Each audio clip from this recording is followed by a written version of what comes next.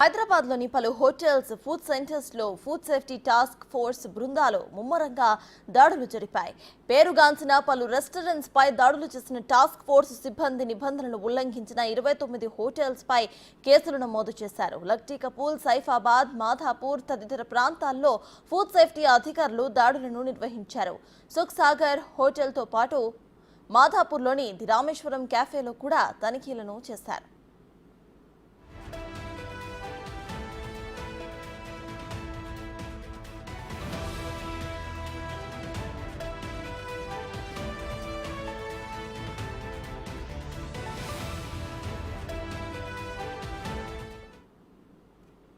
కాలం చెల్లిన వంట సామాగ్రితో పాటు కుళ్ళిన మటన్, చికెన్ డిషెస్ ను, సింథటిక్ కలర్స్ ను అధికారులు స్వాధీనం చేసుకున్నారు. ఆహార పదార్థాలతో సింథటిక్ కలర్స్ వాడటంపై అధికారులు సీరియస్ అయ్యారు. ది రామేశ్వరం క్యాఫేలో కిచెన్ మొత్తం కూడా అపరిశుభ్రంగా బొద్దింకలతో నిండి ఉండటం చూసి ఫుడ్ సేఫ్టీ అధికారులు నిర్ఘాంతపోయారు.